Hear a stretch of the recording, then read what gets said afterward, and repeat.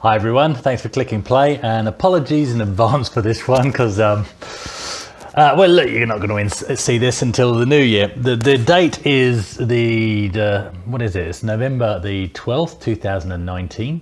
But there's a good reason why you're not going to see what I'm about to show you until 2020. And it's because I'm about to open something which isn't for me. I've actually bought it for a friend in the UK, and there is a story to go with it. What I bought off eBay, and it arrived in very swift time. So I will put the eBayer's link in the description, as long as this is good and turns out to be good, is this. It's a silent fan. No, it's not a silent fan. It's a present for one of my friends in the UK, a friend called Nick, and he's into gaming. We used to game all the time. In fact, he used to be a housemate of ours for a while. And primarily during that period, we gamed on the N64. Okay, so I'm just going to unbox this. I'll hold it up for you actually, well, because that's the thing to do apparently.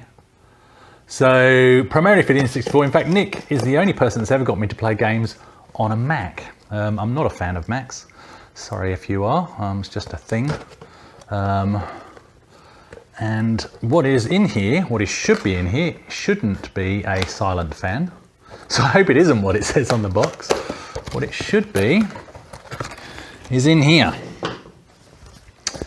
Like I said, Nick, we used to play N64. Primarily we used to play GoldenEye. Okay, but other than GoldenEye, we played another game. And it's not this game, but it's very close. I'll open that in a minute, because that's, I'm assuming, just my receipt. What we used to play, Nick and myself and my wife, who's called Nikki, just to keep things simple,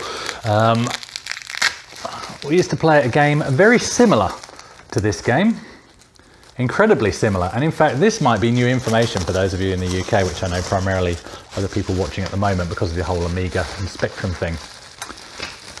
The game is this, and this isn't what we used to play. And in fact, I'm now seeing this for the first time ever in the flesh, other than the first time I ever saw it on a shop shelf via the screen on my phone. That's not the way I wanted this to happen for me. So I'm just going to turn this around and just savor this. This looks like it's in very good condition. This looks great. This looks fantastic. I can't test this until I get back to the UK at Christmas, because this is, if you're not aware, I live in Australia.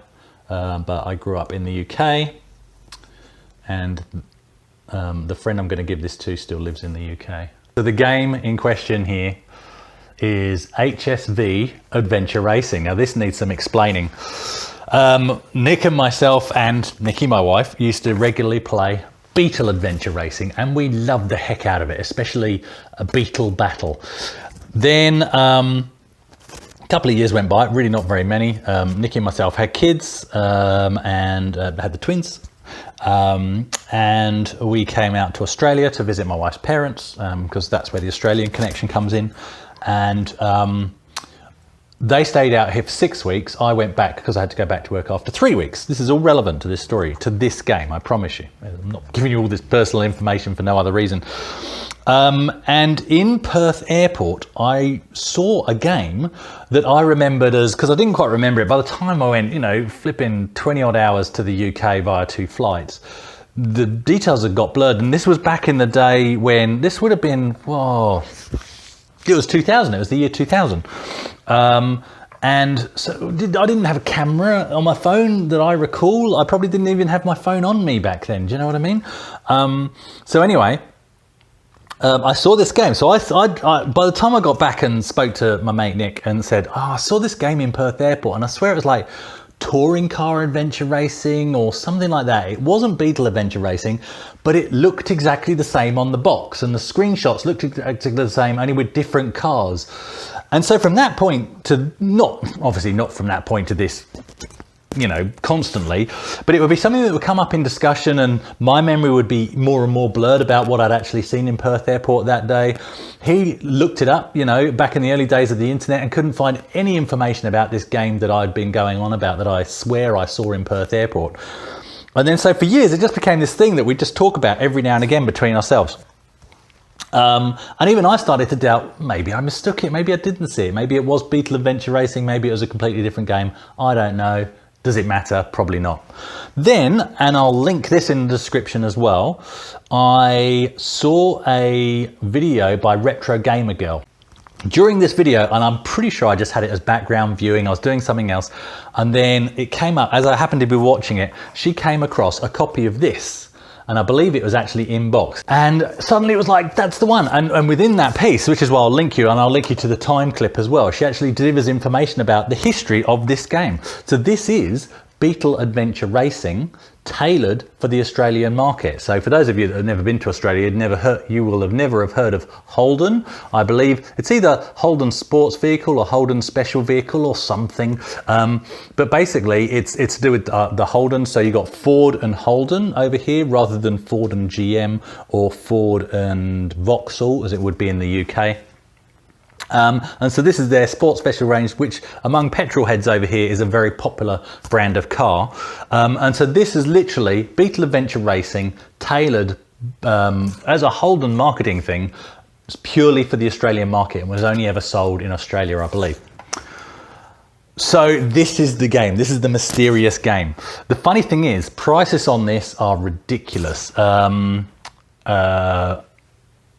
So boxed on eBay and in those retro gamer stores and stuff like that, you are talking, which is funny enough why mine has arrived in this box, not the actual box, because I like Nick, but not that much. You could be talking $150 to $250, depending on what the eBayer thinks he's going to chance it and try and get for the game in box with manual and everything. This is completely naked. This is completely unboxed. There's no manual. And this cost me, what did it cost me? $40. So again, generally give or take just half it. So about £20, which I think is a fair price to pay.